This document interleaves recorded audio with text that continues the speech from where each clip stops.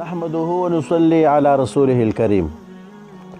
محترم مسلمانانو، تاسو د دې غیر مقلدو عزت الله دا ګډي وړي خبري واورئ. د دې پس بیا ز تاسو سره یو څو خبرې کوم.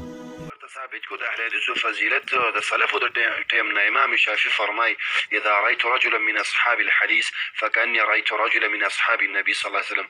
واذا چې اهل حدیث وګورم لکه النبي صلی الله علیه وسلم ملګری چې وګورم هم د ډېرو سلف النقل امام احمد فرمای چې طائفه المنصوره اهل حدیث دي. امام بخاری وایي طائفه المنصوره اهل حدیث دي. الحديث د نبی صلی الله علیه وسلم د زمانې نه موجود دي.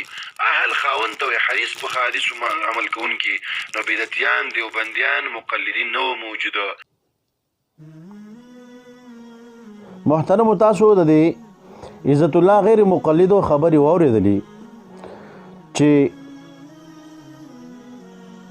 دا وایي چې اهل حدیث دا دغه ائمو د وخت نه او د سلفو د وخت نه موجود دي، او بیا یو قول به کې پیش کوي د امام شافعي رحمه الله چې اذا رأيت رجلا من اصحاب الحديث فكأني رأيت رجلا من اصحاب النبي.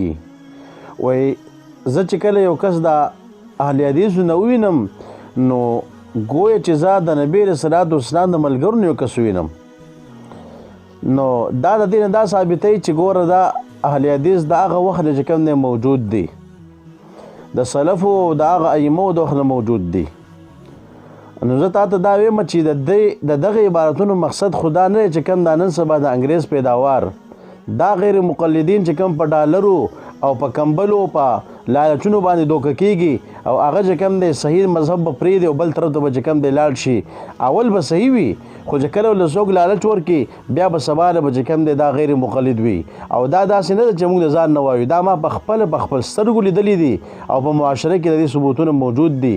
نو په دغه لحاظ دا خبره کومه اهل حدیث خو چې کوم دی په دغه عبارتونو کې خلکو ته ویل کېږي چې کوم اهل حدیث هغوی ته په لکونو احادیث یادو، هغه ائمه لکه امام ابو داود رحمه الله هغه د څومره احادیث یادو، امام بخاری رحمه الله، امام مسلم رحمه الله، دغه ائمه مثال په تور باندې دغه اهل حدیث چې هغوی ته به لکونو احادیث یادو. یو ستا په شان کس دی زه تا ته یقینا وایم که تا ته لس احادیث په سند سره یاد وي، که درته یاد وي دا ګزو دا میدان راشي ستا نه ورومه اول خو به ته عبارت نشي ویلی، او که عبارت وي ټول به چې کوم دی ګډې وډې وي. نو د دې نه هغه اهل حدیث نه دی مراد چې کوم د انګریز پیداوار دی، کم چې کوم دی دا وکټوري اهل حدیث دی.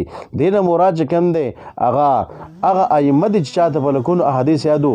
نو په دغه کې چې کوم دی ځان مه شاملوه او باقي چې کوم دی ته په دیوبندیانو پسې خبرې کې نو ستا په شان دی. ستا مثال خو د هغه سپي دی که هغه چې کوم دی هغه نور ته غافي نو د هغې چې کوم دی غفل چې کوم دی نور ته څه نقصان نه رسوي.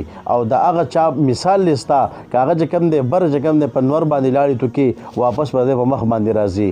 نو ستا دا خبرې چې کوم دی الحمدلله ټول چې کوم دی ګډوډ دي او د ځانه چې کوم دی ته په احنافو او په علماء دیوبند پسې خبرې کې همدغه رنګې غافه دا غفل چې کوم دی که ته څومره وخته پورې وکې الحمدلله دا حق جماعت دی او د چان چې کوم دی پټ نه دی. الحمدلله دا به چې کوم دی همیشه لپاره کامیاب او کامران وي او ان شاء الله تعالی ستا چې کوم دی دغه غفل او دغه فضول بکواس چې کوم دی دا موږ ته هېڅ نقصان نشي رسولی. الله رب عزت موږ د غلط خلکونه وساتي. وما علینا الا البلاغ.